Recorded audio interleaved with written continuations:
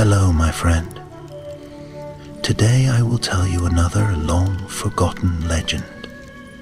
Close your eyes and let the magic transport you to Middle-earth.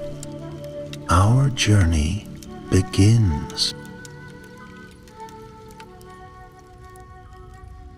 Long before the White City burned with warning fires and the black hosts marched from Mordor, when the world yet held its breath for the coming storm, there stirred in the north a wind of purpose. Aragorn, son of Arathorn, chieftain of the Dunedain, wandered no longer as a mere ranger beneath the boughs of forgotten woods. He was a man with a name older than kings and a shadow laid upon his path. A shadow not only of war but of ancient promise. It was on the eve of a waning moon that Halbarad rode fast through the wilds of Eriador, cloak soaked from rain, face drawn and grim with haste. When he found Aragorn, the chieftain stood alone on a stone outcropping, looking toward the east where the skies never fully cleared. Halbarad did not waste time on greeting. "A whisper has come from the south," he said, breathless. "From the folk of Lamadon, through secret mouths and old oaths. A blade, my lord, a blade of Elendil thought lost in the breaking of the kingdoms. It lies hidden in the vale of Dwemerlike." Aragorn turned slowly, eyes narrowing. "The Dwemerlike vale," he said softly, as if weighing each syllable like a sword in the hand. "A cursed land. None who entered have returned for generations. And yet," Halbarad said, "if it is truly the blade of Elendil, one that bore the sigil of the 7 stars, it may bear sway over the spirits beneath the mountains." Aragorn did not answer at once, but the wind picked up around them, carrying with it the scent of ash and thunder. The time had come to do what others feared, to tread forgotten paths, to seek hope where only death had walked for years uncounted. By dawn they had gathered what was needed. Halbarad, steadfast and loyal, would ride with him. So too did a Gondorian scout named Merrin join them, sharp-eyed and quiet, sent north from Pelargir with messages that never reached their mark. But the third was unexpected. She came to them near the borders of Dunland, in a ruined shrine half buried in moss. A healer she claimed to be, with dark hair bound in silver thread and a staff of ashwood. Her name was Callan Mir.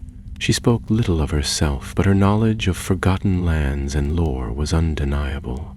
She asked only one thing in return for her guidance through the veil, that she be allowed to walk unbound and unquestioned. Aragorn had seen liars and spies before. Her gaze was not one of guile, but of sorrow well hidden. He agreed, though Halbarad mistrusted her still. 4 riders they were, cloaked in gray and green, bearing no banners nor heraldry. They passed into the hills of Morthond by secret ways, beneath twisted yew and stone markers long overgrown. Here the air was thick with silence. The birds would not sing, the beasts did not stir. Even the wind seemed to halt at the threshold of the Dwemerlike vale. "There," said Calamir on the 6th day of their journey. She pointed to a break in the ridgeline ahead, a narrow pass shrouded in mist, where the ground sloped sharply into shadow. "The Deadlands begin," and indeed they did. With each step the world behind them faded, and a dreadful stillness fell upon the company. The light dimmed, though no clouds moved above. The trees here were brittle and gray, their limbs like bony fingers reaching ever inward. At night, strange whispers curled through the dark, not in any tongue spoken by elves or men, but full of pain and warning. Even Halbarad, bold as any Dunedain, kept his sword near and did not sleep deeply. On the third night within the vale, Aragorn stood watch while the others rested. A faint glow stirred beyond the mists. He followed it, careful and silent, and there, on a rise of broken stone, he beheld a sight that stilled his breath. It was a statue, half sunken into the earth, covered in black vines, a king once carved in white marble, now weathered and bowed. In his hands he held a broken blade, and though the stone was cracked and worn, Aragorn could see the shape of 7 stars etched faintly into the hilt. Then a voice, as dry as leaves, "You seek what was left behind."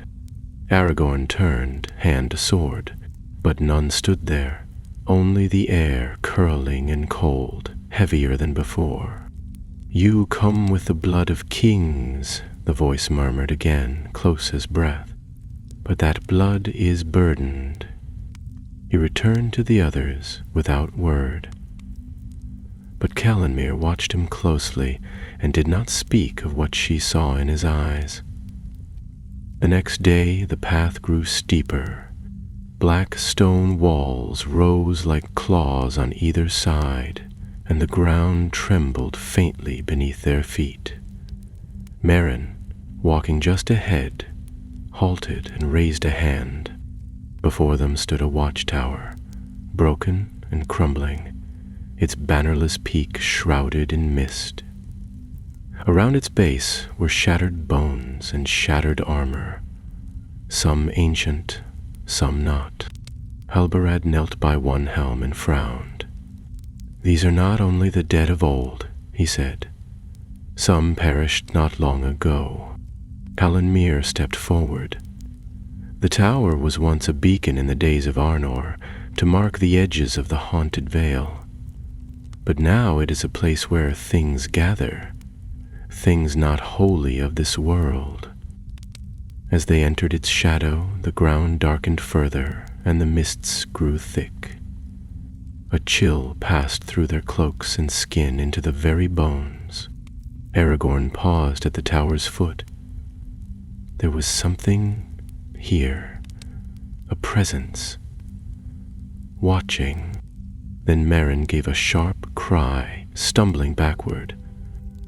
"There, a face in the wall!" They turned to see a figure rise from the stone itself, tall, cloaked in shadows, with eyes like burning coals. "Leave this place, son of Isildur," the wraith intoned, "for the blade you seek is mine. I am Mordath, servant of the Nine, and you trespass upon ground sworn to the shadow." Aragorn stepped forward, hand on the hilt of his sword. "You have no claim to Elendil's relic, nor right to the land you defile." Mordath laughed, a sound like shattering ice. "Then come, heir of kings, claim what is yours, if you dare. But know this, none who pass through the Deadlands leave unchanged." And with that, the wraith vanished into mist. They stood in silence. The way ahead was clear, but the price had been named. The dead watched, and the road through their realm had only just begun. The company pressed on beneath a sky of gray, the clouds overhead as unmoving as the stone cliffs that framed their path. The air in the Dwimmerloik Vale clung to the skin like damp wool, heavy and unclean. It was not the chill of wind or weather that made them shiver, but a deeper cold, one born of things unseen, a shadow that moved behind the eyes and beneath the earth. They left the ruined watchtower behind them without speech. None wished to speak of what they had seen, not even Halberd, whose tongue was rarely still in days of peace.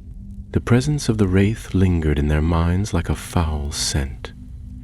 Calanmir walked slightly ahead, her staff clicking softly on the stones, her face drawn in grim concentration. Once or twice she paused to touch the moss-grown walls of the ravine, whispering words Aragorn did not know.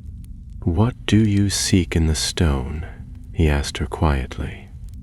"Memory," she said without turning. The land remembers. Long ago men lived here, before the great kingdoms fell, before the oaths were broken.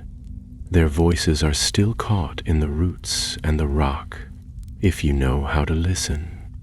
Maren muttered something under his breath and drew his cloak tighter about his shoulders. I would rather not listen to what's buried in this place. The trail narrowed and sloped downward, curling around a series of jagged ridges. As the company climbed the last crest, they beheld a sight that made them all stop in their tracks. Before them, the vale opened into a hollow basin, surrounded on all sides by towering crags, and at the center stood a ruin, a great hall of stone, half sunken into the ground, its roof long shattered.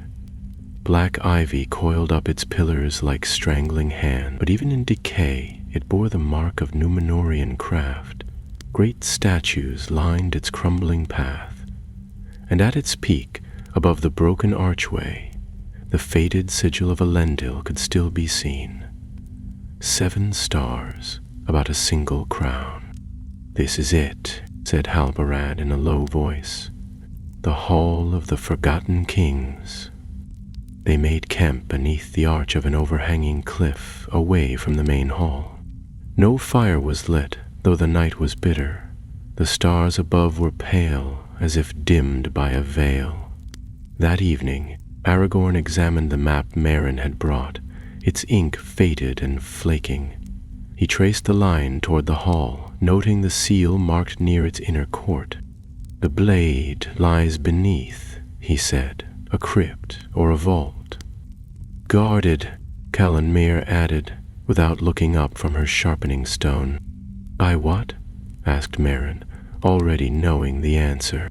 She shrugged slightly. Whatever remains. They waited for dawn, though no true sunlight ever touched the Dwemer-like veil. When the gray of morning came, they entered the ruined hall together. The doors were long fallen, and they stepped across their shattered pieces, their boots echoing on the stone floor. The air within was cold and dry. Dust lay thick upon everything, undisturbed for years beyond count.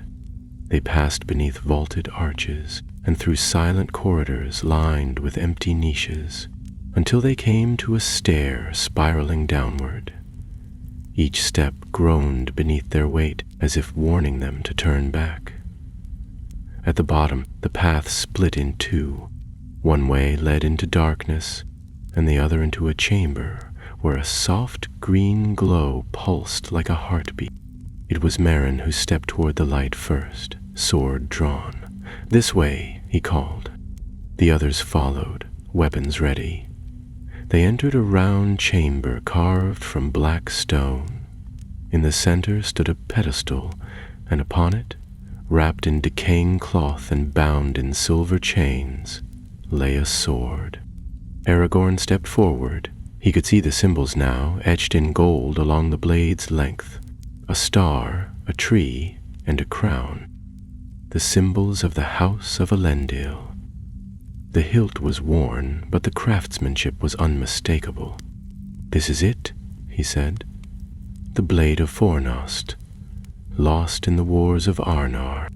But as his fingers brushed the silver chains, a blast of cold wind surged through the chamber.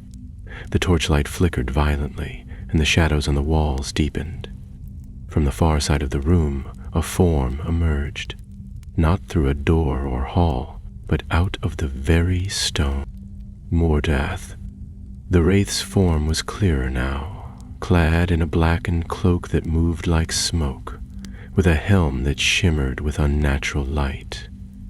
His eyes burned like twin coals, and his voice was thick with malice. You should not have come, Isildur's heir. Aragorn stepped in front of the blade, sword drawn, but Mordath did not strike. He moved slowly around the chamber, studying each of them in turn. You seek the dead, the wraith whispered, to bind them with old words and forgotten swords. But they do not listen, not anymore.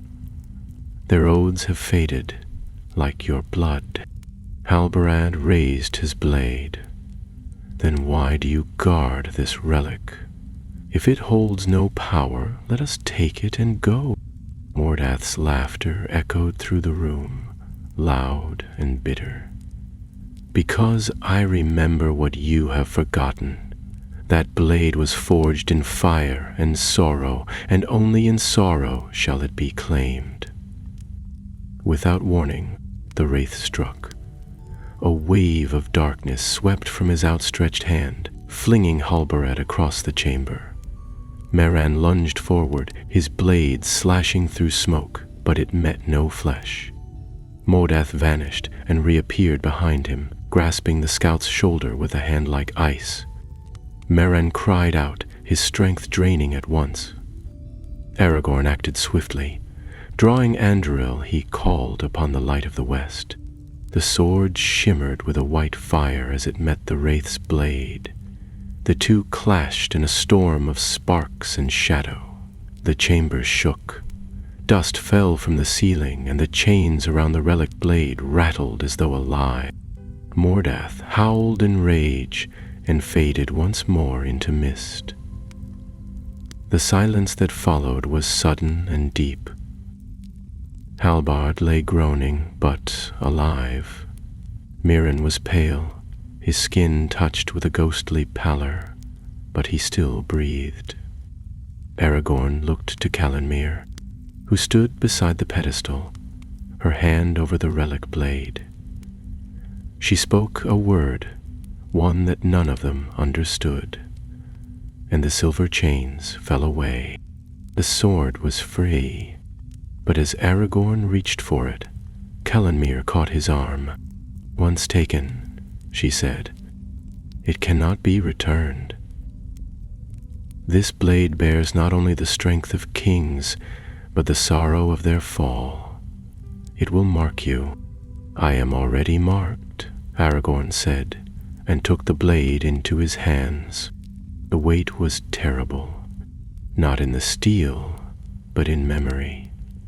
Visions flashed across his mind, battlefields lost, banners trampled, towers burning in the dark, the fall of Fornost, the cry of Elendil in the last alliance, and then silence. The blade pulsed once with pale light, then stilled. Behind him, Mordath's voice rose again, though distant. "You have claimed the relic, but the dead do not serve the living so easily, and I am not done with you." Then all was still. They made their way out of the hall, bearing the relic with them. None spoke for a long while. The sword of the Forgotten Kings was theirs, but so too was the attention of the wraith. The road was not yet done, and the dead still watched. The return through the veil was slower, though they followed the same path that had brought them in. The land seemed changed, as though aware of what they now carried. The wind no longer whispered, it hissed. Shadows moved more freely among the rocks and gnarled trees, and where once there had been only silence, now there was a murmur, low and persistent, like a distant chant just beyond hearing. Halbarad walked with a slight limp, leaning on a staff cut from an old branch. Meran, though he kept pace, spoke rarely. He had not smiled since their battle in the crypt, and his eyes were troubled, watching every shifting shape with suspicion. The mark left by Mordath's touch had not faded. His skin remained pale where the wraith's hand had rested, and a gray thread of cold still clung to him. Aragorn bore the relict blade in a leather wrap upon his back, bound in cloth and hidden from sight. Though its weight never left his mind, he could feel its presence, like a heartbeat in stone, slow, deep, and unyielding. In quiet moments, he fancied he heard it call to him, not in words, but in emotions, grief, duty, sacrifice. He did not tell the others, not even Halbarad. He could not be certain if the voice came from the blade or from within. Callanmere alone remained unchanged. She moved as before, calm and watchful, guiding them through the twisted paths with uncanny certainty. She did not ask to see the sword again, nor did she speak of Mordath. Her silence was not one of fear, but of calculation, as though she were counting each step, weighing each decision against some inner measure that only she understood. It was on the 4th day of their return that they met the fog. It came without warning, a thick blanket of white that poured down from the hills like a living thing. Within minutes they could barely see one another, and the land around them vanished into shifting gray. The trail disappeared. The trees became looming giants, twisted and pale, their forms warped by the mist. "We must stay together," Aragorn said, drawing his cloak tighter. "This fog is not natural." "No," Caelan replied, glancing about. "It was sent," Halberad swore under his breath. "By whom?" "Mordath," said Merrin, his voice low. "Or something else that serves him. He warned us he wasn't finished." Aragorn signaled for them to press on. They moved in single file, each man placing a hand on the shoulder ahead to avoid losing the path. But the fog thickened, sounds grew strange, echoing where there should be none, and the rhythm of their footfalls became hard to follow. Once or twice Aragorn thought he saw shapes moving just beyond the veil, tall, thin figures that did not walk but drifted, silent and still. Then came the laughter, faint at first, no louder than wind between branches, but slowly growing stronger. A voice joined it, not Mordath's, but one younger, higher, almost playful. The voice called names, each time different. Isildur, Anarion, Elendil, Thorongil, names of the past, names that touched Aragorn's heart like cold iron. He stopped walking and turned, though he could not see the others. "Halberad," he called. "Merrin." No reply came, only the echo of his own voice bouncing strangely through the mist. He turned back the way he'd come, but the trail behind him was gone. Even the feel of the ground beneath his boots had changed. Where once there had been stone and dirt, now there was damp moss, soft and uneven. Then the fog parted slightly. Just ahead, there stood a small figure in a tattered gray cloak, no taller than a child, its face hidden beneath a deep hood. It did not move. Aragorn hesitated, one hand on his sword. "Who are you?" he asked. The figure raised its head. The hood fell back, revealing a face that was both familiar and impossible. It was his own, not as he was now, but younger. The face he remembered seeing in pools of clear water as a boy, clean-shaven, bright-eyed, untouched by war. But the eyes were wrong. They were hollow, black as coal, and filled with a strange light. "You cannot lead them," the figure said. Its voice was his own, twisted and echoing. "You will fail, like he did." "Who?" Aragorn asked, though he knew. "Elendil, your forefather. He died thinking he had won, but the shadow only sleeps. It never dies, and neither will you." The thing stepped forward, its face shifting, now bearing the wounds of battle, now weeping blood, now grinning with too many teeth. "Lay down the blade," it whispered. "Give up the crown. You do not want it. You were never meant to bear it." Aragorn's grip tightened. The sword on his back pulsed once, a cold shiver that ran down his spine. He drew Andúil, its blade gleaming with pale flame, and stepped forward. "You are not real," he said. "You are shadow, memory twisted by fear, and you will not break me." The figure hissed and dissolved into mist. Suddenly, The fog lifted. He stood alone on a rocky ledge, overlooking the path they had taken days before. Below him, through breaks in the mist, he saw his companions, Halbarad waving frantically, Merrin stumbling beside him, and Calimere standing still, watching him silently. He hurried down. Halbarad caught his arm the moment they met. "Where were you? We lost you. You just vanished." "I was led away," Aragorn said, "by something that wore my face." Calimere's eyes flickered with recognition. The shadows of self. They come to those who carry great burdens. They show you what you fear you might become. Most men break before they reach the end.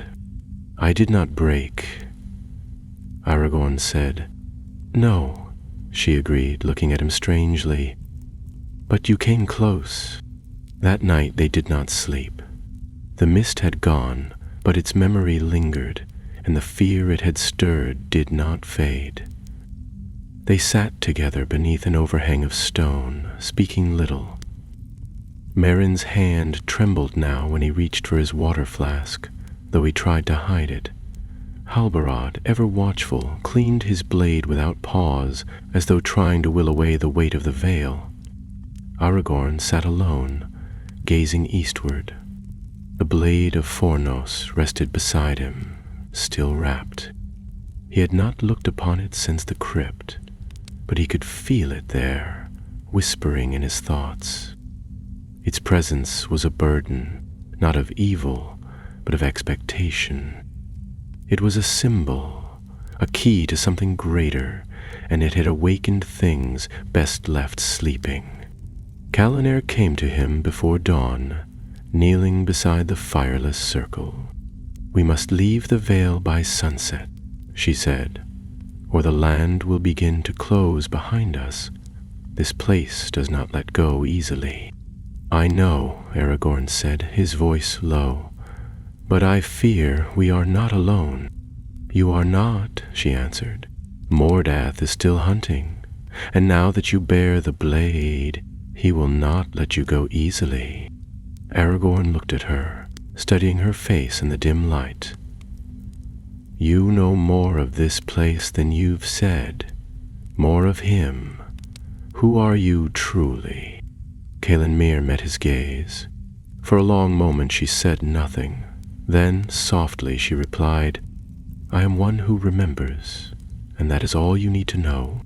With that, she stood and returned to the others, leaving Aragorn alone with his thoughts and the blade beside him.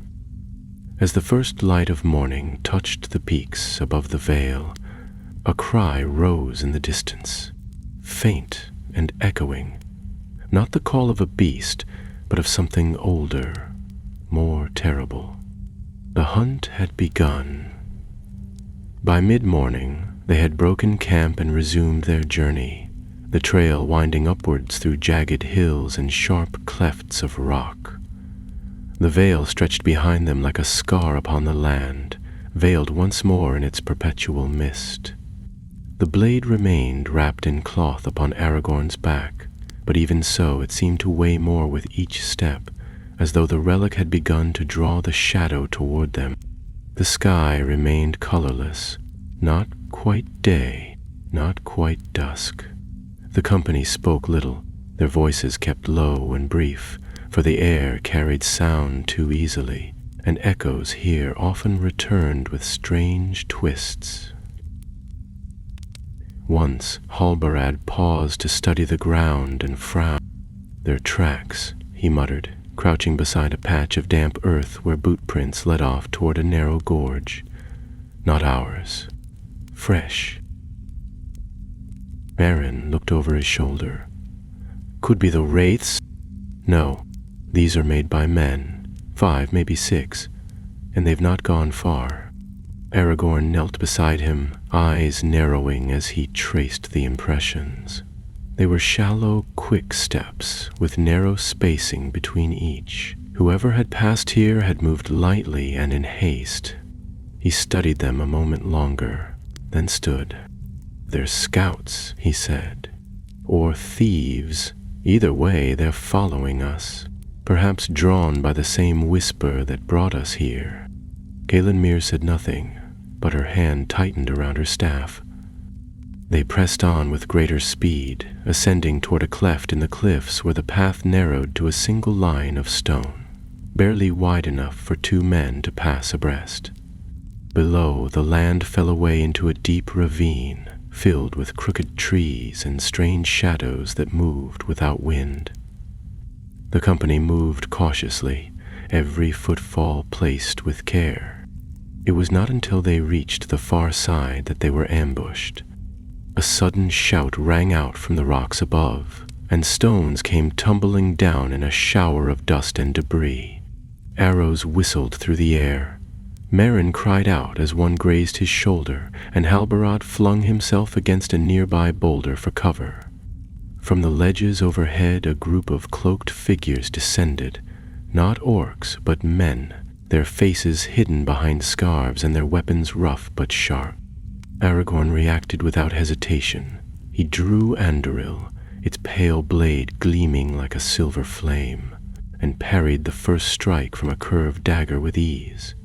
The man before him snarled and lunged again, but Aragorn sidestepped the blow and struck with the flat of his sword, knocking the attacker to the ground. Halbarad joined him at once, cutting a path through 2 more foes with grim efficiency. Merrin, though wounded, managed to drive back another, while Caelan moved swiftly behind them, her staff glowing faintly with a dull blue light. "Hold!" Aragorn shouted, his voice cutting through the fray like thunder. "We seek no bloodshed, but we will defend ourselves." One of the attackers faltered, then lowered his blade. The others hesitated.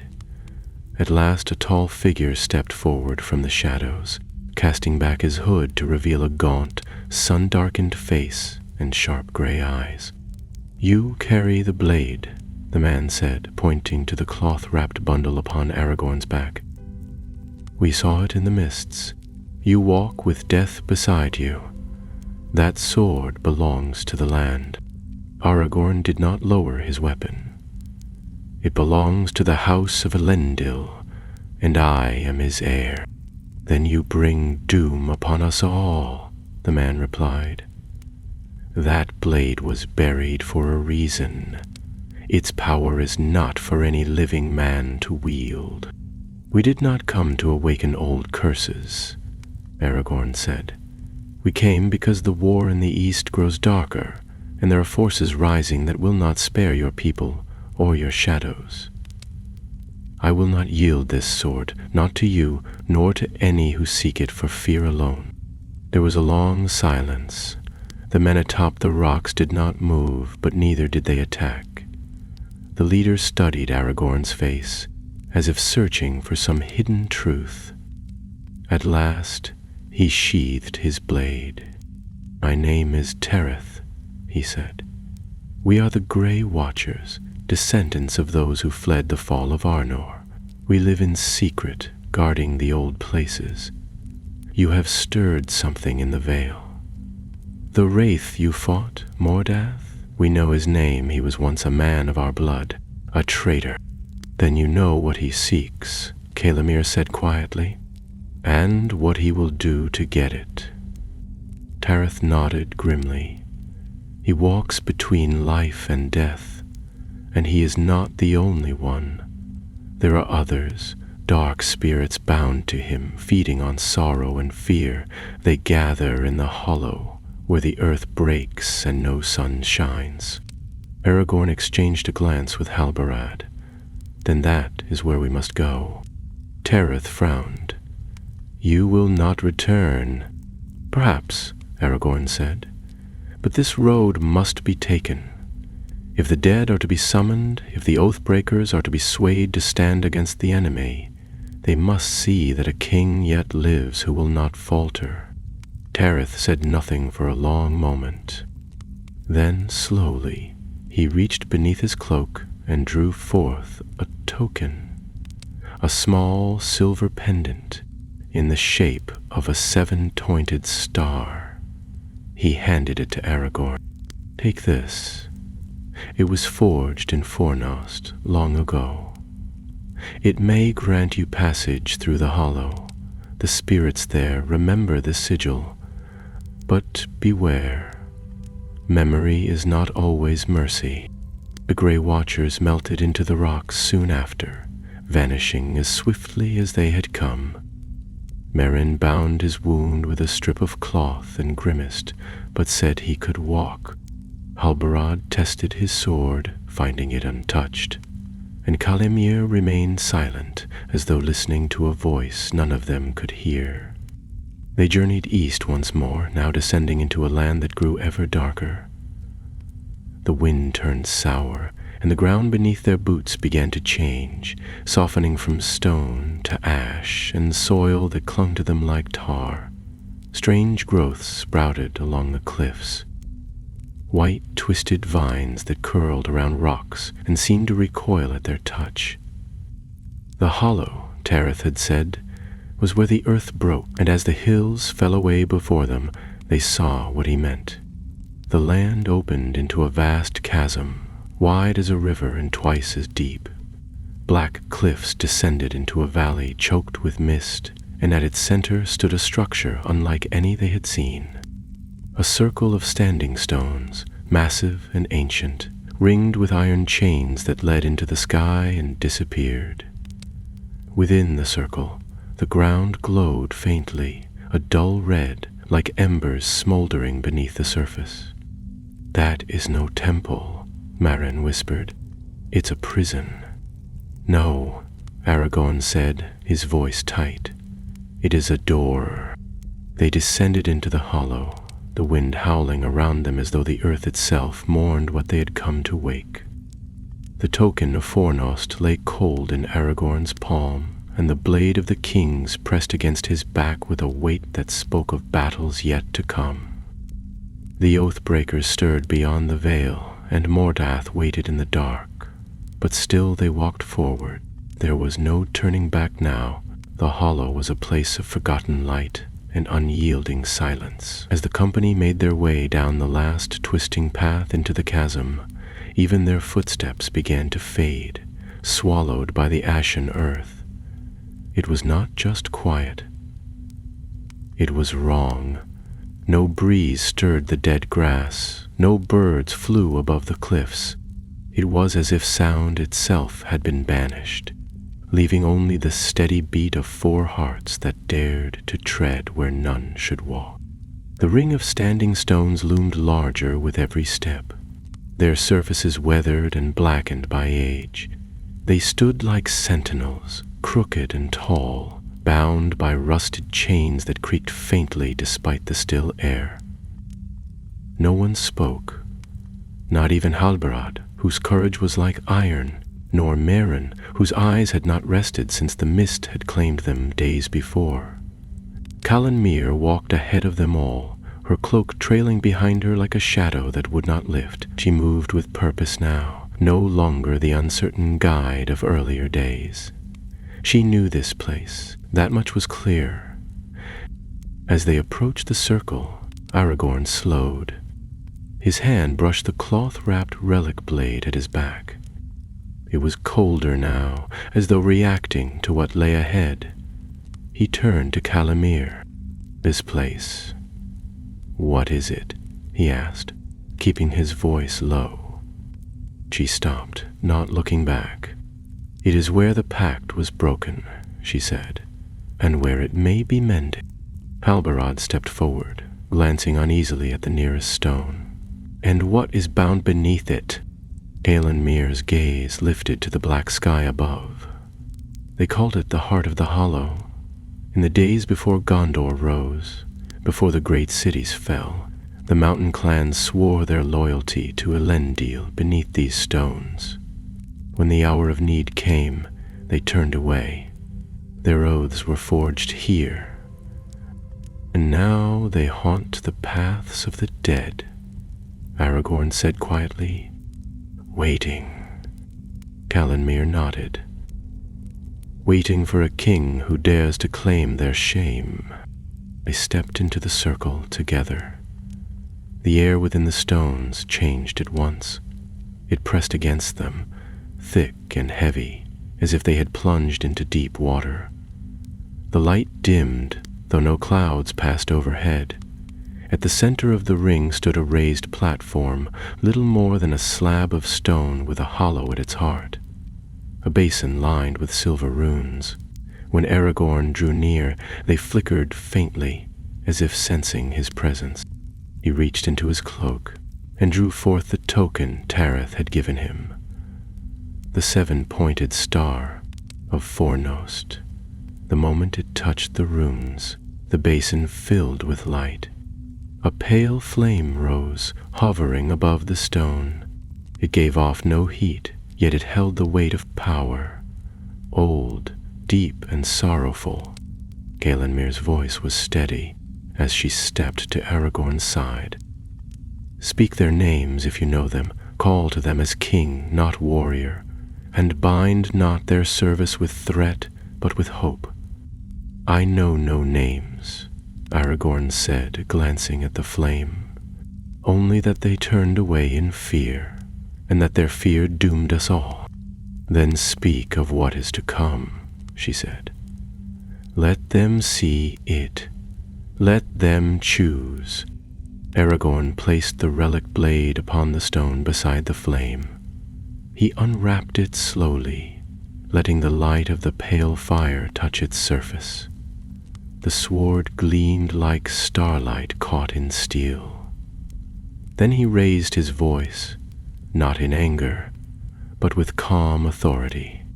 Spirits of the Hollow, he began, you once swore your lives to the house of Elendil. When the shadow rose, you turned from that oath. You fled, and your names were lost. Yet your fate was bound to the king's line, and it remains so. The air thickened. The flame above the basin flared, and the chains on the stones trembled.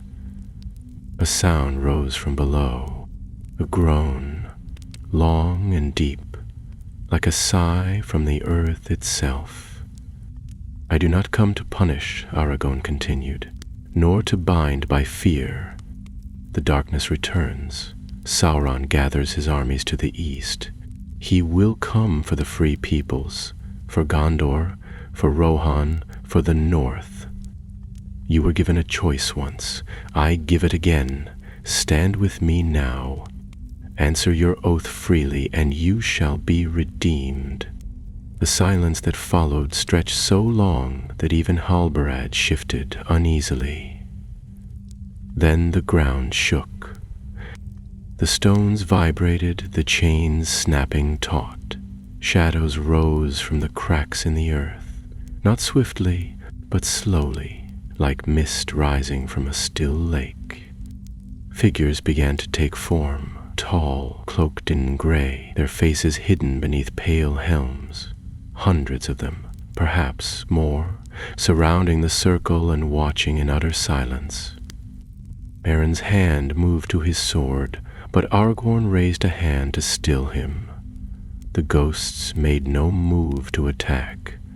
They stood, waiting. One stepped forward, distinct from the rest. His helm was crowned with thorns of shadow, and his cloak bore the faint outline of a broken sun. He raised one arm and pointed to the blade upon the stone. Who forged that sword? The spirit asked, his voice like wind through stone. Elendil, Aragorn answered. It was reforged in Rivendell by the elves. It is the blade of the north. And who bears it? I do, Aragorn said, his voice clear. I am Aragorn, son of Arathorn, heir of Isildur and rightful king of the Dunedain. The spirit paused, then lowered his arm.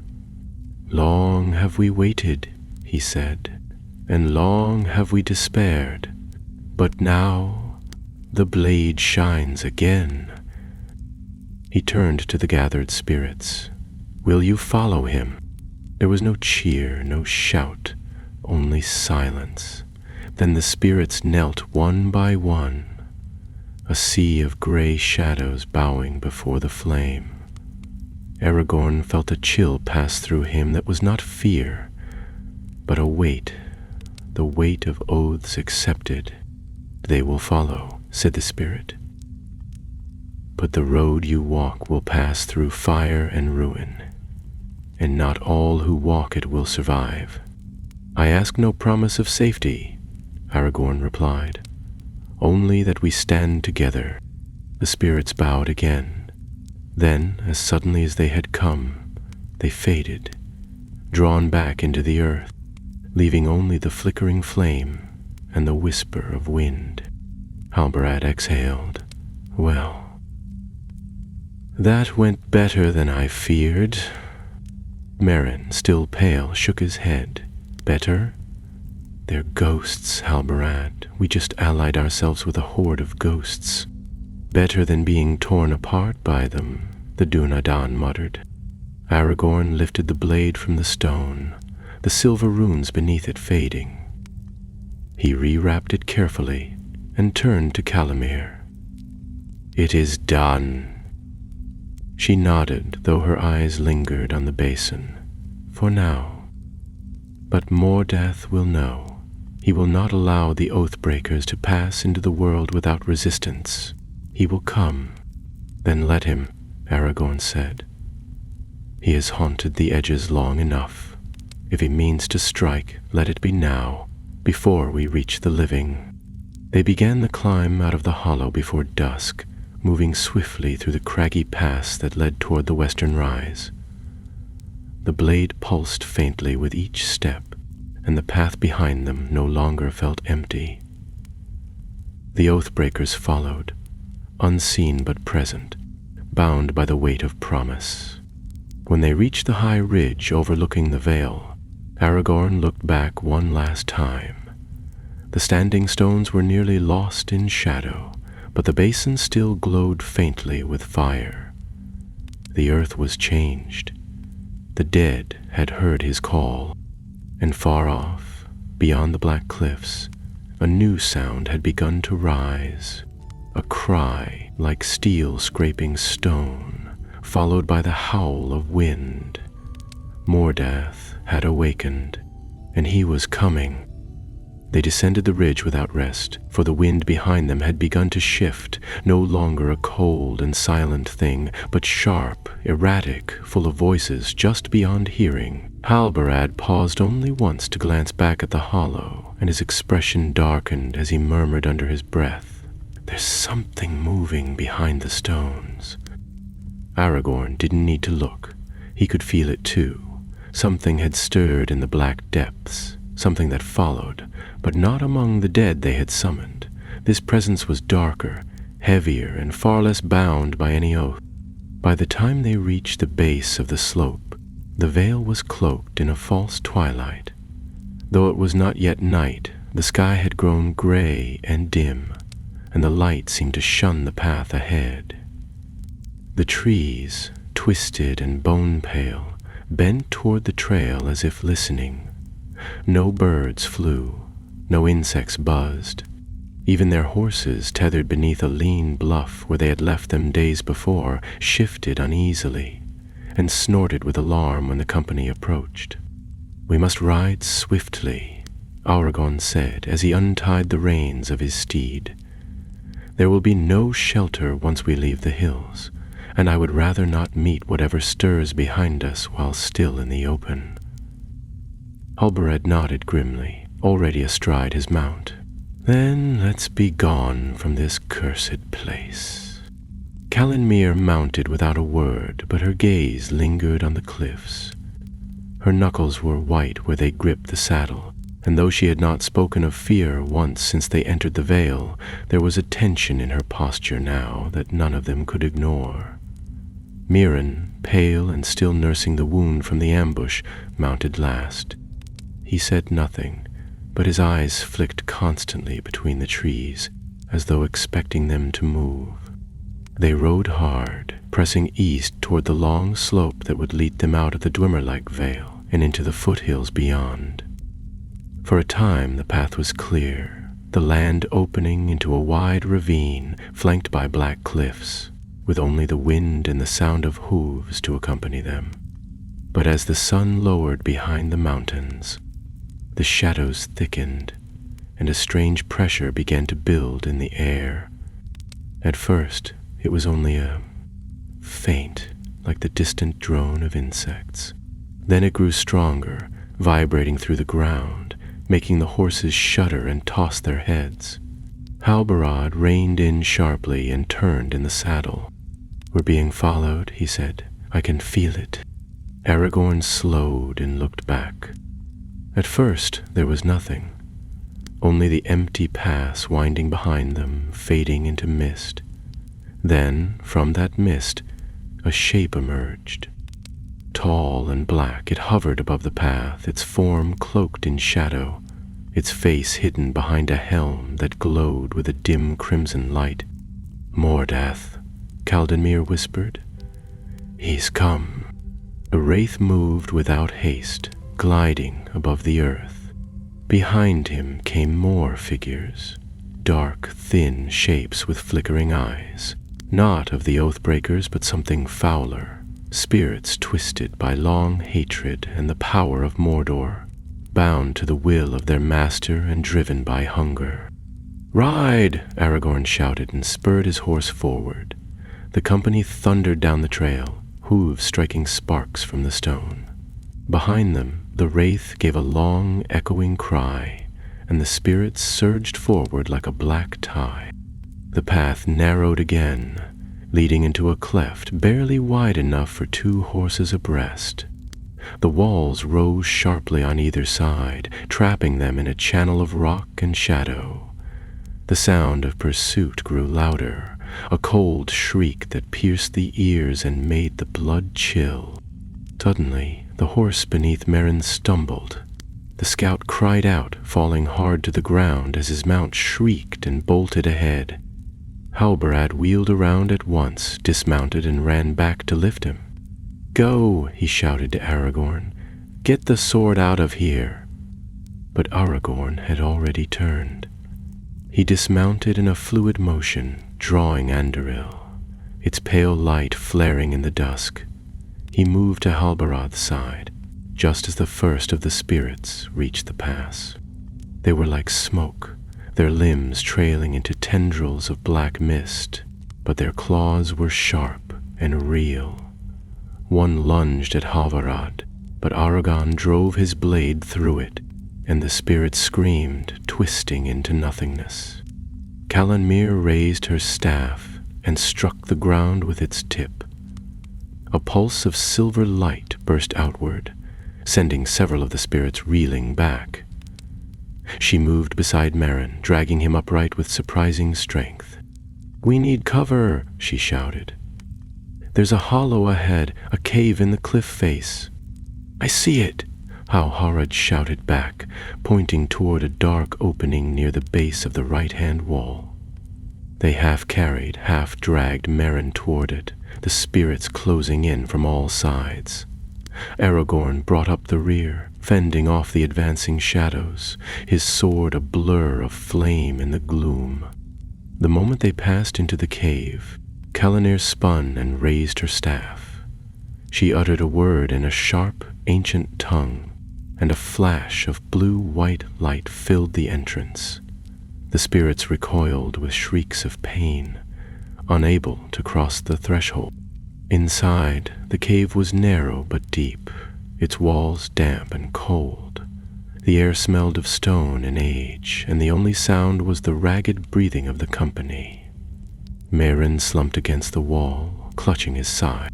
"Not broken," he said through clenched teeth, "but close." Halbarad crouched beside him, pulling a water flask from his pack. "You're lucky," he muttered. "Those things don't usually leave survivors." Aragorn sheathed Anduril and looked to Callanmere. "That ward won't hold forever." "No," she agreed. "But it will give us time. Mordath is close. He won't risk destroying the blade outright. Not yet. He wants it intact. Then we make our stand here Aragorn said. "If he comes, he'll find more than just fear." They settled into the cave, preparing what little they had. Halbarad laid out a thin line of oil across the entrance, and Calimere placed small stones in a circle just beyond it, chanting softly under her breath. Aragorn unwrapped the relic blade, laying it across his knees as he sat beside the wall. He studied it in silence for a long while. The runes along the blade were still faintly glowing, though their light pulsed slower now, as if responding to the presence of the enemy outside. The sword had accepted him, but it had not revealed all its secrets. He could feel that truth pressing against the edge of his thoughts, just beyond understanding. At last he spoke. He won't stop. Not until he has this blade, or we are dead. Calimere looked up from her work. He cannot have it. If Mordath claims the sword, he may sway the dead to his will. The Oathbreakers are bound to the house of Elendil, but the blade is proof of that bond. Without it, your claim weakens. Merrin groaned softly, shifting against the stone. Then let him come. If he wants it, he'll have to take it through us. Aragorn met Calimere's gaze. How do we fight him, truly? She hesitated. Mordath was once a man, a prince of the north long ago. He turned to the shadow in secret, seduced by the promise of power beyond death. When he was cast out, he fled into the hollow places of the world and bound himself to the remnants of the Nine. He is not a Nazgul, not fully, but he is bound to the same darkness. Light wounds him, memory wounds him, and truth. Then that is what we'll use, Aragorn said, and he stood. He looked toward the mouth of the cave where the mist still swirled and the spirits lingered. We'll remind him who he was, and we'll show him who we are. Outside the wind rose again, and the whispering turned to wailing. Mordath had not struck yet, but his presence was closing in. The cave was small, the night was long, and their strength would be tested. But they had the blade. They had each other. And the king of the Dunedain was not yet broken. The fire did not burn in the cave. No spark would catch, no matter how Halbarad tried, though the kindling was dry and the flint true. Calimere warned against using light anyway. She said flame might draw Mordath more quickly, or, worse, weaken the protective circle she had woven in haste. So they sat in the cold and dark, cloaked in silence, the only warmth the closeness of their bodies and the soft, steady pulse of the relic blade on Aragorn's lap. Outside, the wind had begun to rise in long, curling gusts, carrying with it the sound of voices that weren't quite human. Cries of old battles, lost songs, and broken oaths. It was as though the air itself remembered sorrow, and the hollow had given it tongue. Merrin stirred uneasily in his sleep, muttering words none of them understood. Halbarad sat at the mouth of the cave, sword across his knees, his gaze never leaving the swirling mists beyond the barrier. Aragorn remained by the wall, his fingers tracing the etchings on the ancient sword, as if trying to unlock something long buried. Calimere knelt not far from him, her hands resting gently on her knees, her eyes closed in silent thought. She had not spoken since they'd made the cave, and now she looked more like a statue than a woman, still and ageless. At last she stirred and looked toward Aragorn. He will come soon. The veil grows thin. Aragorn nodded slowly. What does he want, Calimere? Truly, it's more than the blade. She regarded him quietly, her voice low but steady. He wants to undo what you represent. You are the heir of a line he betrayed. When Elendil fell, Mordath believed the House of Kings would crumble forever. But your existence proves him wrong. The blade, it is only a symbol. What he fears is your will, that you might restore what he worked so long to destroy. Then he fears the past, Aragorn said.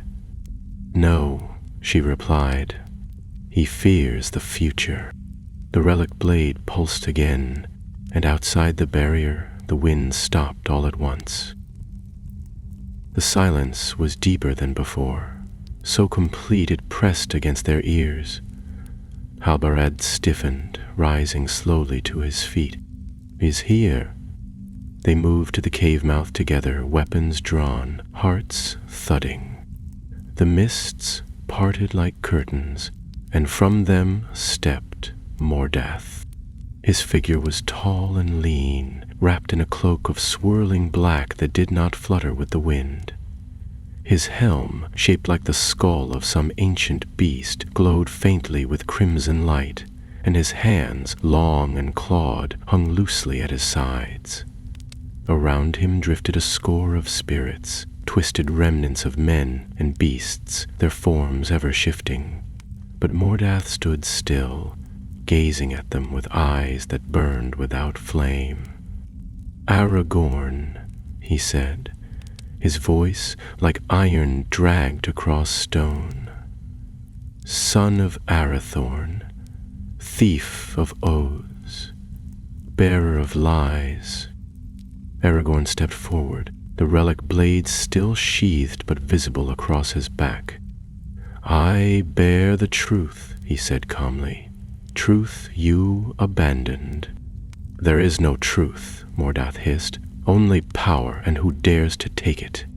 You come here with a sword and a name, but names do not rule the world, and swords break.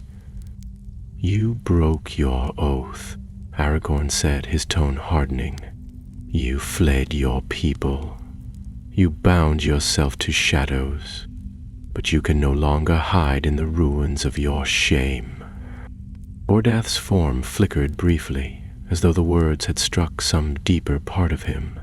He raised one hand and the spirits around him surged forward, slamming against the invisible wall that guarded the cave.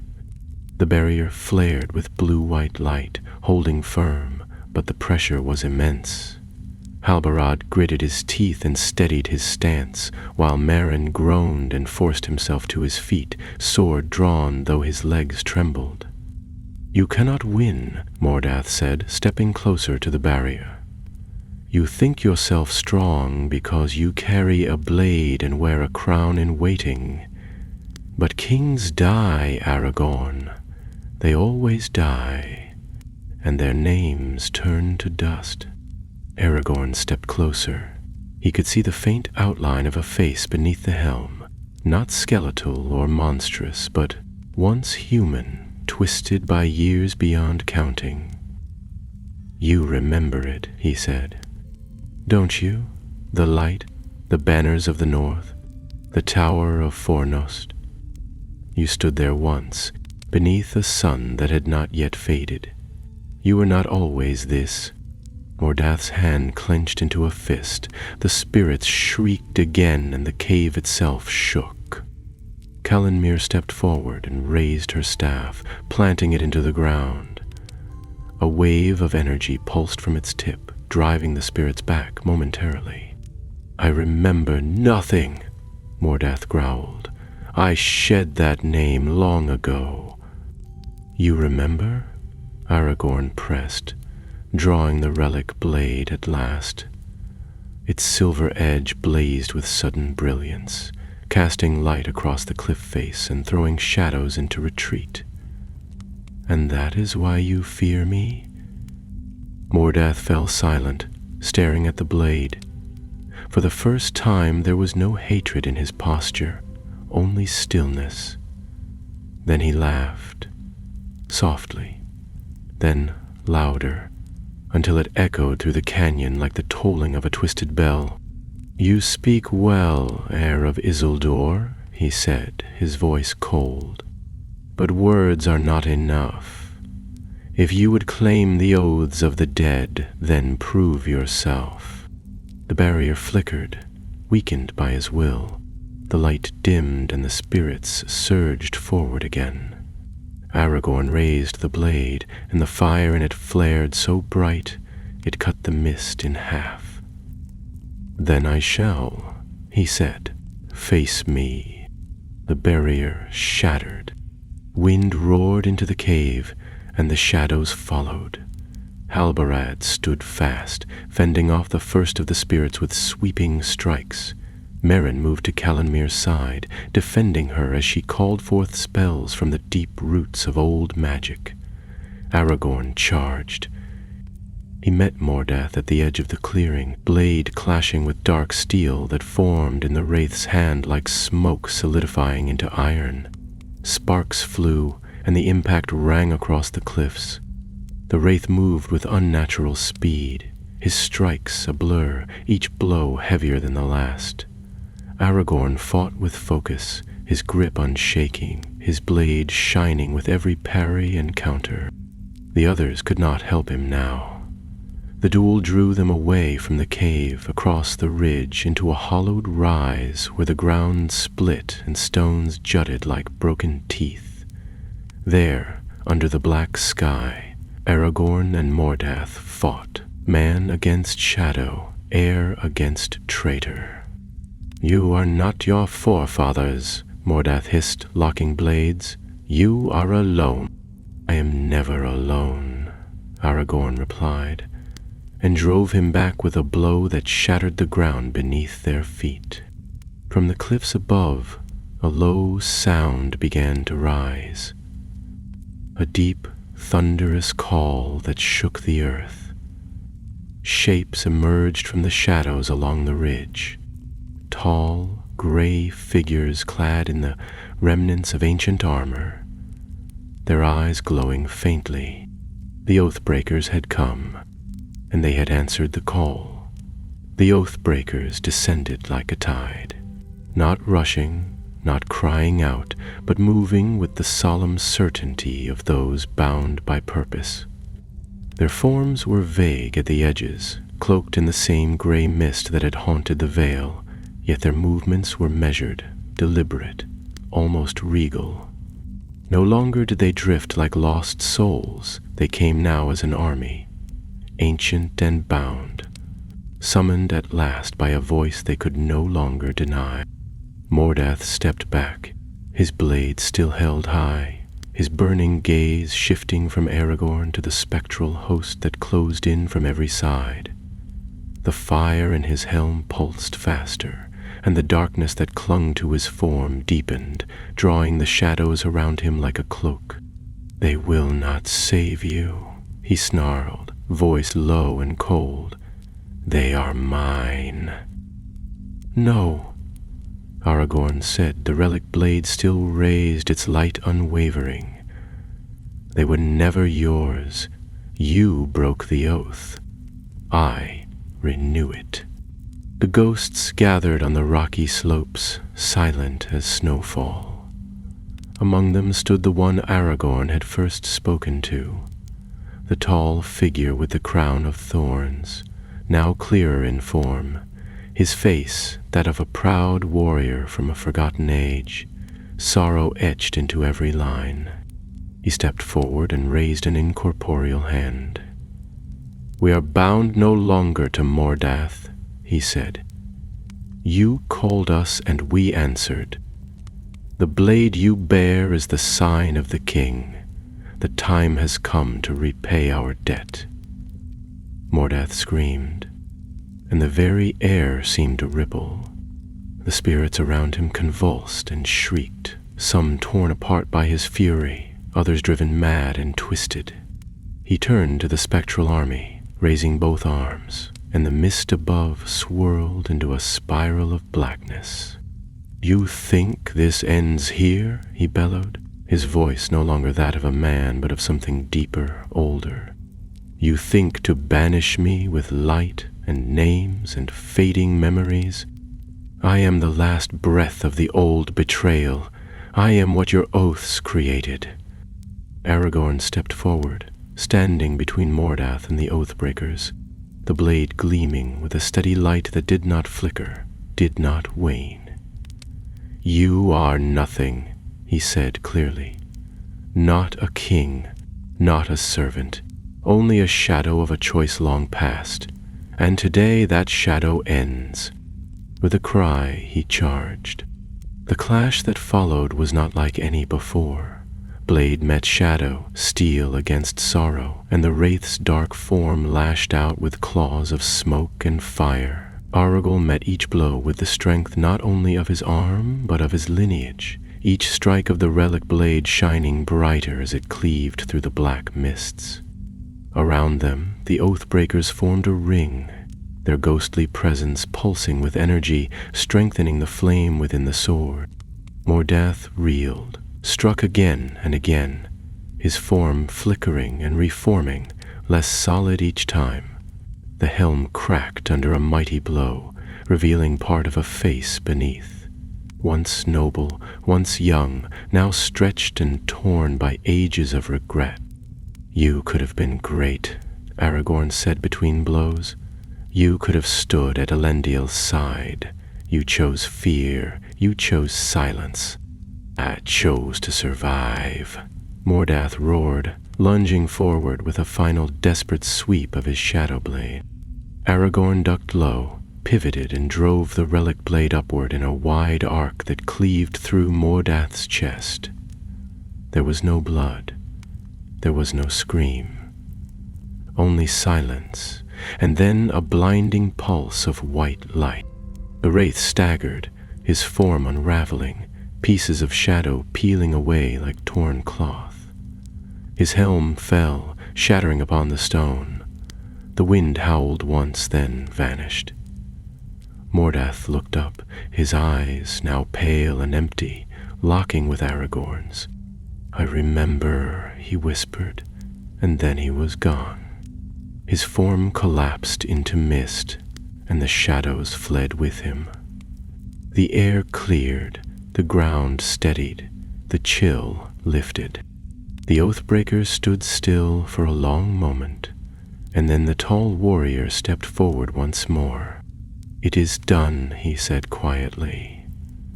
"Our shame is ended, our oath fulfilled." Aragorn lowered the sword, his breath heavy, his body aching, but his gaze firm. "Go now, be at peace." The warrior bowed low. "Hail Aragorn, son of Arathorn! Hail, King of the West!" One by one the spirits faded. Some looked back, some raised ghostly hands in salute. Then the mist dissolved, and only the cliffs remained, bare and empty beneath the starlit sky. The quiet that followed was not heavy, not haunted, but clean. It was the silence of rest, the end of a long tale of sorrow. Halbarad approached, sheathing his sword, his expression one of awe and relief. "By the stars," he muttered, "you did it." Merrin leaned against a rock nearby, clutching his side but grinning through the pain. "I thought we were all dead for certain." Callan Mir came forward last, her staff dim now, her face unreadable. She looked at Aragorn, then at the relic blade, and said nothing for a moment. Then, quietly, "You broke the chain." He met her eyes, and for a breath saw something shift in her. Not pride, not even approval, but release. As if she too had been bound to something, and the breaking of Mordath had severed more than just one shadow. "Come," she said at last. "We must go. The dawn is not far." They gathered their things in silence, their steps lighter now.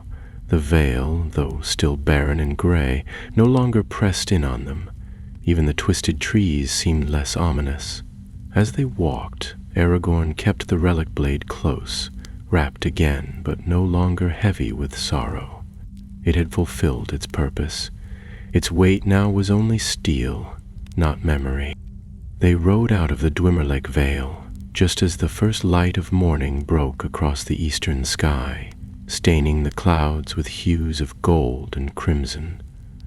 Behind them, the hollow cliffs stood silent, the ring of stones empty and still. Whatever ghosts had lingered were now gone, their tale at an end, and before them lay the open land, the green hills rolling toward Gondor and war and whatever fate awaited. But Aragorn rode taller in the saddle, the wind in his hair and the dawn at his back, no longer merely a ranger, no longer only a name. He was the king returned, and the road ahead was his to claim. They rode with the dawn warming their shoulders and the wind at their backs. The land before them sloped gently downward into the wide vale of Calenhad, where the grasses grew longer and the air no longer tasted of ash. It was strange, after so many days in the Dwymreich Vale, to breathe clean wind and see color return to the world. The light here was softer, the sky above streaked with the pink and gold of early morning, and for a time it seemed to Aragorn that the weight he had carried for so long had lessened. Yet the relic blade remained at his side, wrapped tightly, its presence a reminder of the oath fulfilled and the war still to come. Halbarad rode beside him, his cloak torn and streaked with soot, but his face held a spark that had not been there before. He sat straighter in the saddle, the fatigue of battle washed from his eyes. "It's strange," he said after a while, glancing across the fields. "You'd think the world would have changed more after what happened, that the wind itself might feel different." Aragorn nodded slowly. "It has changed, just not for all to see." "The dead have been released, Halbarad, the curse broken, but the living have not yet been tested." Behind them, Merrin rode at a slower pace, still nursing the wound on his side, but determined to keep his place.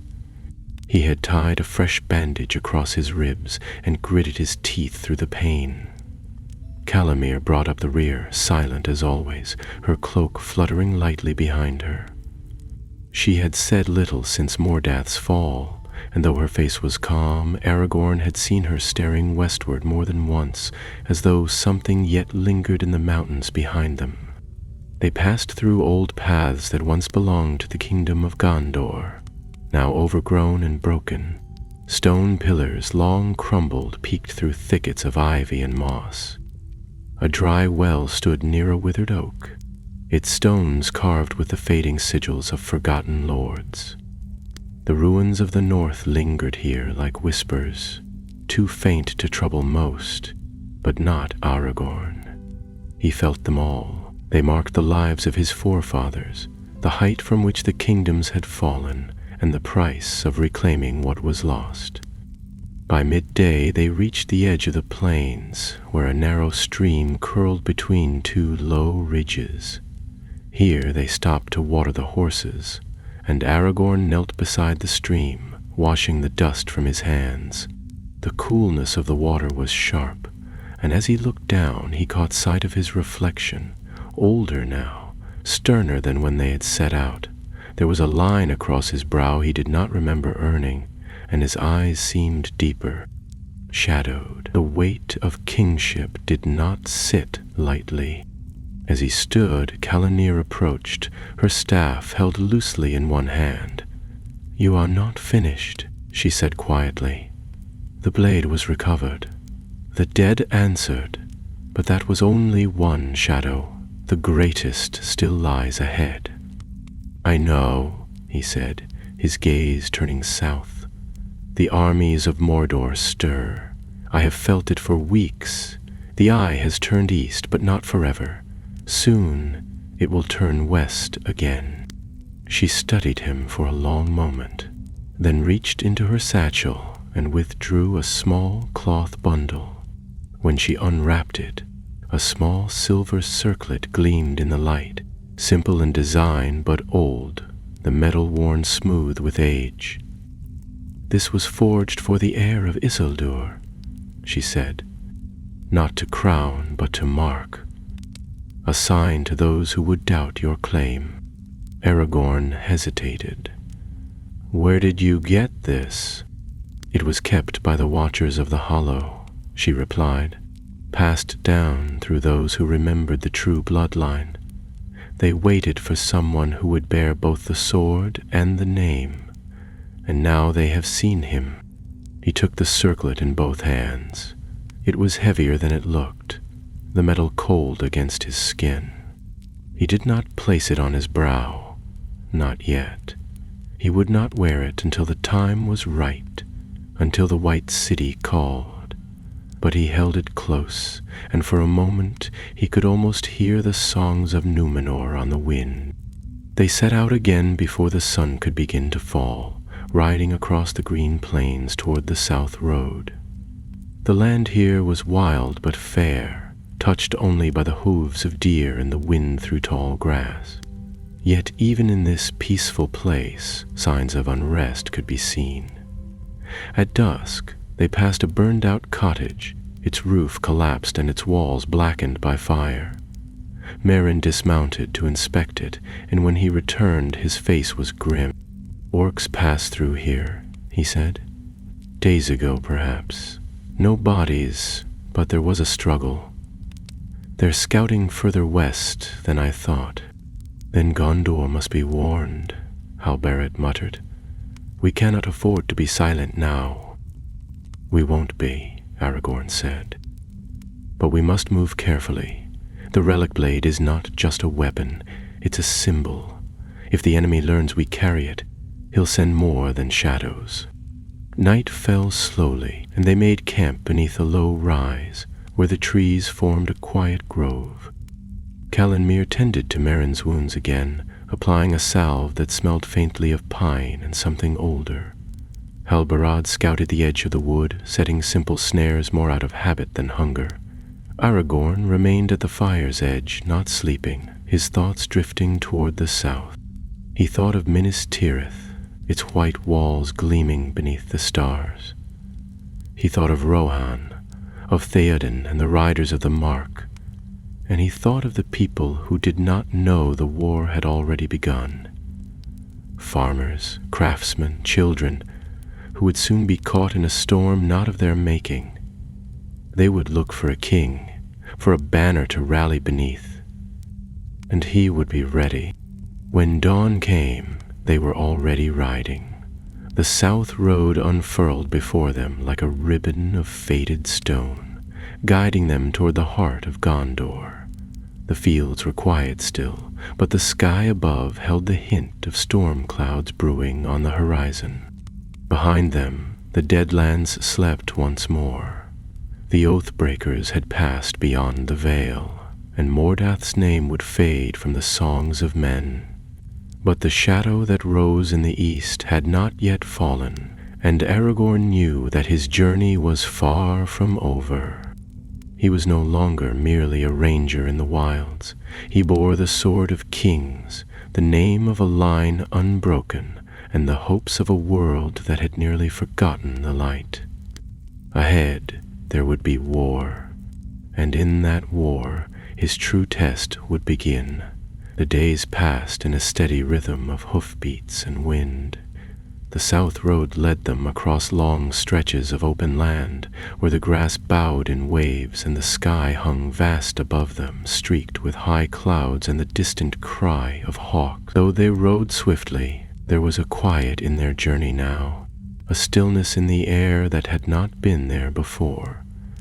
It was as if the world, too, paused to consider what had passed in the hollow. The relic blade remained hidden, sheathed and wrapped, yet its presence lingered like a pulse, guiding their path even when the way forward seemed uncertain.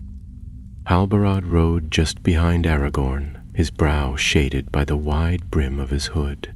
His thoughts were his own, but now and again he would speak softly, recalling tales of their youth among the northern Dúnedain, of long nights beneath the stars and hunts through wild places where no roads ran.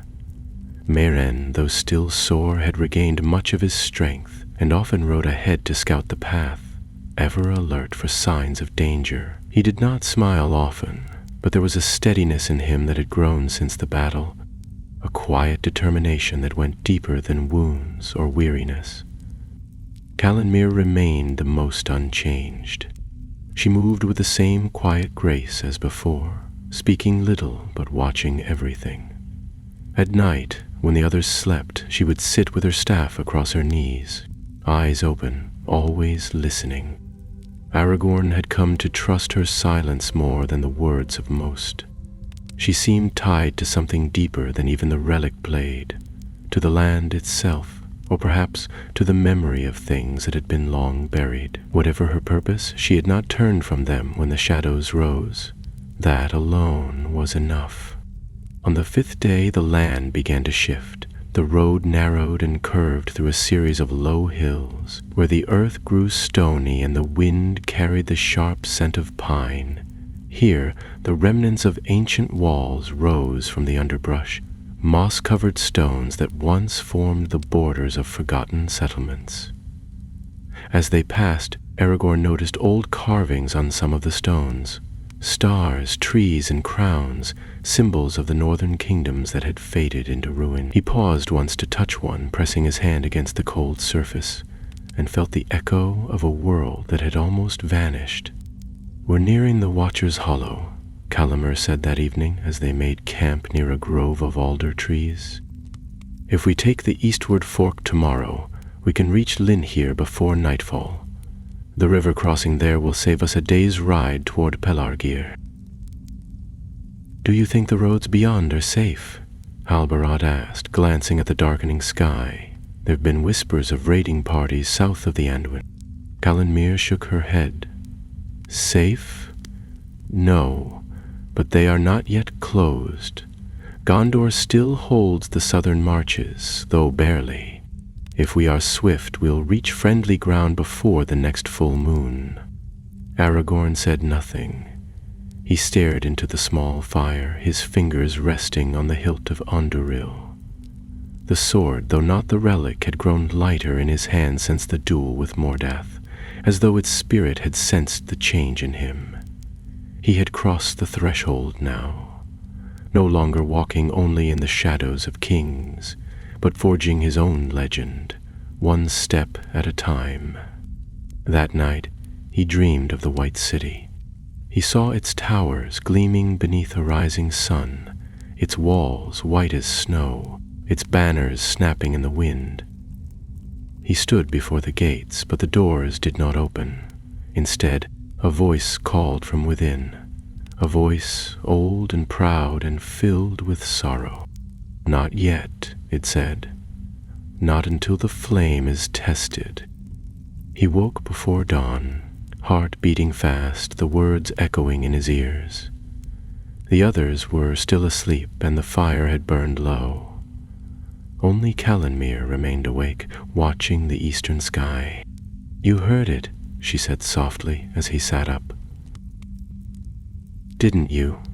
Aragorn looked at her. "The voice?" She nodded. "The flame they spoke of is not fire. It's something else. The test lies ahead, and it will burn."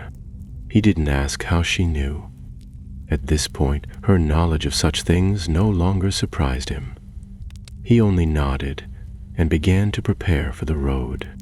By midday they had reached the fork and turned eastward, the trees thinning around them until they gave way to rolling fields once more. Linhir lay to the southeast, where the river Gilrain crossed beneath an old stone bridge built in the time of the Stuarts. As the day wore on, they began to see signs of people again. A distant plume of smoke from a farmer's hearth, a flock of sheep gathered near a copse, a child's laughter carried briefly on the wind before fading into silence. These glimpses of life beyond the ruins filled them with quiet urgency. The war had not yet reached these parts in full, but its breath was coming. Late that afternoon, they crested a hill and beheld Linhir in the distance, a small town nestled beside the river, its rooftops shining in the golden light. A bell rang faintly, and beyond the town, banners fluttered above the stone bridge, white with the tree of Gondor, though stained with dust and weather. "Gondor still holds," Halbarad said with a grim smile. "For now," Aragorn answered. They rode into the town with little fanfare. The guards at the gate eyed them warily until Aragorn produced the seal of the North, and then their tone shifted at once. The captain, a weary man with graying hair and a scar across his jaw, stepped forward and bowed his head. "My lord," he said, "we were told you might come. Scouts from Pelagir pass word north. The men speak of a blade found in the Deadlands, a blade that wakes the forgotten." Aragorn did not deny it. "It was found," he said, "and it will be carried to the White City." The captain's face grew hard with awe. "Then the days are darker than we feared, but hope is rising." That evening they were given food and shelter, and for the first time in weeks they slept beneath a roof. The townsfolk were quiet, watchful, but respectful. Word spread quickly. By nightfall, lanterns had been hung along the streets, and a quiet vigil began in the square. No one spoke of victory, but neither did they speak of surrender. Aragorn watched from a high window, the relic blade laid across a wooden table, the silver circlet still wrapped beside it. He had not yet worn it, but the time was nearing. Soon he would stand before the steward. Soon he would raise the banner of Elendil once more. But for now, he watched the lanterns flicker in the wind, and he knew the people waited for a sign, for a leader, for the return of the king. The next morning dawned pale and still, the river wrapped in mist, and the town hushed beneath a low gray sky.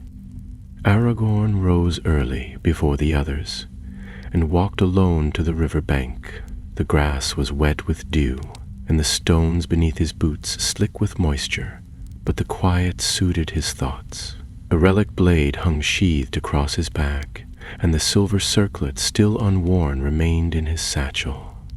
He stood by the water's edge, watching the current drift eastward toward Pelagir, and beyond it, the wide mouth of Anduin. There lay the sea, and somewhere past the sea lands he would never see, where the elves still dreamed beneath the stars. His reflection rippled on the water. He saw not the man who had walked into the Deadlands, nor the ranger he had once been. There was something else now, something older in his face, resolution, perhaps, or simply the weight of choice. He could feel it with him at all times, like the cold edge of the blade, the knowledge that what lay ahead would decide more than just his fate. It would decide the fate of kingdoms. The stillness broke behind him as Halbarad approached, his cloak drawn tightly against the morning chill. "There's word from the captain," he said, his voice low. "Orcs along the river banks, small bands for now, but they're testing the defenses. They know we're moving." Aragorn nodded without turning. "Then we have little time." Halbarad stepped beside him, following his gaze out over the water. "It's strange," he said. "I thought I would be more afraid the closer we came to Minas Tirith. But I'm not. Not anymore. The fear passed when we left the Hollow." "That fear was never yours alone," Aragorn replied. "It was the weight of the past pressing down on us. But now the burden is shared, and that changes it." By midday they were riding again. The town of Linhir faded behind them as they crossed the bridge and followed the eastern bank of the river. The land here was flatter, broken by scattered groves and old stone fences that marked long abandoned fields. Villagers passed them on the road, most on foot, some driving carts laden with sacks or timber, all moving westward. Word had spread. War was coming. People were fleeing, not in panicked flight, but with the grim resolve of those who had seen the world shift and were determined to live through it. Calanmir said little as they traveled, but she watched everything, the skies, the trees, the way the shadows fell on the road. More than once she whispered something in Elvish beneath her breath, her fingers brushing the carved head of her staff. She had grown quieter since the battle with Mordath, though not distant. It was as if she were listening to something none of them could hear, waiting for some sign only she would know. That night, they camped near a broken waystone on a low ridge that overlooked the river. From there, they could see torchlight in the distance far along the eastern bank, columns of smoke rising from what might have once been a watch post. Maren climbed the ridge and returned with a grim report. The outpost had been burned, its guards slain, the attackers gone southward into the wild. Scouting parties, he said, or testing our strength, but they left in haste and there were no banners. This wasn't the Black Captain's hand, not yet. Then they've not committed their full strength, Halbarad said, which means there's still time. But not much, Aragorn replied, his eyes on the horizon. We must reach Pelargir before the river is lost. The journey continued with fewer words each day. The land seemed to tighten around them, the air thicker, the road harder beneath their horses' hooves. Every sound carried farther, and every movement in the distance made them reach for their weapons. The relic blade remained untouched, but it had become the heart of their journey. When spirits had come, it had blazed with fire. Now it lay still, its power sleeping, waiting to be woken again. 2 days later, they crested a long hill and saw the white sails of ships on the river. Pelargir lay ahead, its towers rising above the water, its walls gray and strong. Smoke curled from chimneys and banners snapped in the wind. But even from a distance, they could see the scars. Collapsed walls, blackened stone, and the dark shapes of siege weapons pulled back into the forest beyond. The city had endured a siege, and survived. As they approached the gates, a horn sounded from the tower, and soldiers moved quickly along the battlements. The captain at the gate was younger than the one at Linhir, but no less watchful. When Aragorn gave his name, the man's eyes widened, and he gave a short, respectful bow. "You are expected," he said. "The steward's message came days ago. We were told you carried something of great importance." Aragorn dismounted and nodded. "Let the warden of the port know we ride for Minas Tirith before the week's end. We leave with the tide." The captain gave the order, and soon the gates opened. Inside, the city stirred. People turned to stare as the small company rode past, some with curiosity, others with quiet awe. Whispers followed them. The Dúnedain, the heir of Isildur, the king. Aragorn ignored them all. He focused on the harbor ahead, where the ships lay waiting, their sails furled, their decks quiet. That night they were given quarters within the citadel, and a feast was prepared in their honor. But Aragorn ate little. He sat apart from the others, listening to the wind outside the tall windows and the murmur of the river. When the stars rose, he went alone to the battlements and looked south. The sky was dark, but the wind had changed again. It smelled of salt and iron, and something colder still. Caelenmir joined him without a word. She stood beside him for a while, then spoke softly. "Do you know what lies ahead?" "Yes," Aragorn said. "The fields of Pelennor, the gates of Minas Tirith, and after that, fire." She looked at him, her eyes deep and calm. "Then wear it." He turned and saw that she held the silver circlet in her hands, its surface gleaming faintly in the starlight. For a long moment he said nothing. Then, slowly, he took it from her and placed it on his brow. The wind rose, and the stars burned brighter. He was no longer the ranger, no longer simply a traveler on the road through Deadlands. He was Aragorn, son of Arathorn, heir of Isildur, bearer of the sword reforged, and now crowned in the sight of stars. and the time had come to march. The tide came just after dawn. It swept in from the south with a low, thunderous whisper, carrying with it the scent of distant lands and the restless breath of the sea.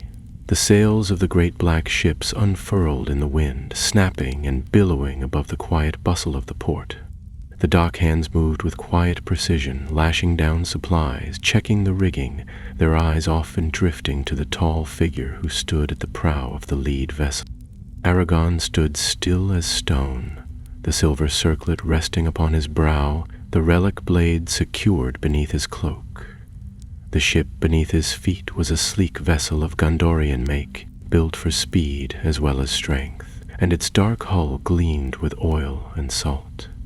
Behind him stood Halbarad, Calanmir, and Merrin, their faces solemn, the company of the Grey Watchers, those who had answered the call from the north, had joined them during the night, riders cloaked in gray and green, silent as shadows, their eyes keen and proud.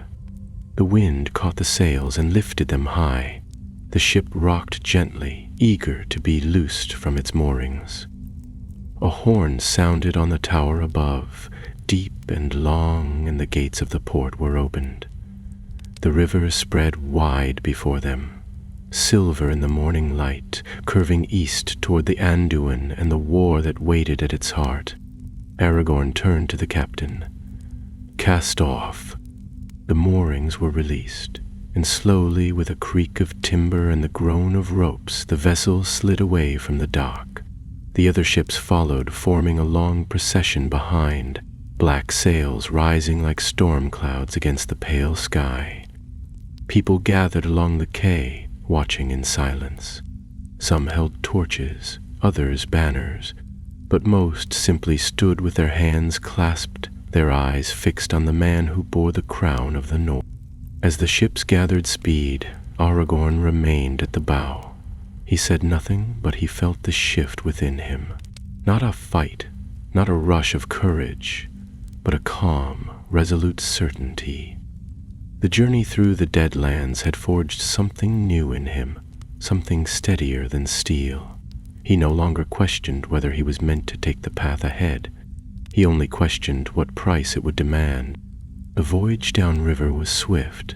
The wind favored them and the river ran strong. Villages passed like flickering memories. Some deserted, others half ruined, but all watching. Here and there men stood guard on hilltops, raising swords in salute as the black ships sailed past. Word had traveled faster than the water. The heir of Isildur was coming, and behind him rode a wind long feared by the servants of shadow. On the third day the river widened, and the land began to change. The trees gave way to open plains, and the sky seemed to press closer, the clouds gathering in dark clusters to the east. The air grew colder, and the wind carried strange scents. Smoke, iron, and something fouler still. The waters of the Anduin turned gray. Halbarad stood beside Aragorn, his face shadowed beneath his hood. "We're nearing Osgiliath. The ruins lie just beyond that bend." Aragorn nodded. "How far beyond the city do the armies stand?" "Too close," Halbarad answered. "The black tide has reached the Pelennor. Gondor holds the walls, but only barely. If we delay, the white tree will burn before the new moon." Aragorn looked ahead. The towers of ruined Osgiliath were visible now, broken teeth of stone rising from the water, their shadows long and twisted. The city was silent. The once great bridges shattered, the eastern half drowned in shadow. Yet here and there fires still burned, and movement stirred among the rubble. The last of the city's defenders still held their ground. As the ships passed through the ruins, they slowed. Arrows bristled from the shadows, and a call rang out in a voice hoarse with fatigue. "Halt! Who sails the river beneath black sails?" Aragorn stepped forward, raising a hand.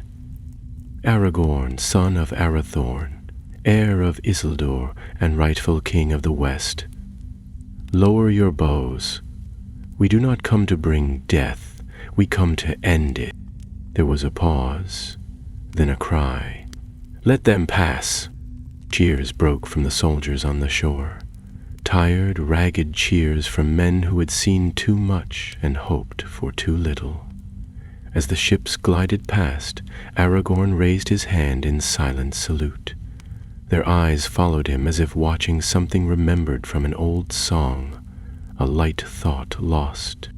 Beyond Osgiliath, the Pelennor stretched wide, and the fields bore the scars of war. Trenches marred the grass, and crude siege towers crawled toward the distant walls like black insects. Smoke rose from broken engines and shattered wagons, and the banners of Mordor fluttered on twisted poles. At the edge of the plain stood the city, Minas Tirith, the white tower gleaming even through the haze, proud. But it would not hold for long. The host of Mordor pressed against its walls with fire and claw. Trolls marched beneath the black standard, and orcs chanted in tongues that had not been heard in sunlight for an age. The fields were blackened with bodies, and the great gate of the city groaned beneath the battering of the ram known as Gron. The moment the ships cleared the bend and entered full view of the plain, a tremor passed through the ranks of the enemy. They turned, shielding their eyes from the sails that cut through the gloom like thunderclouds.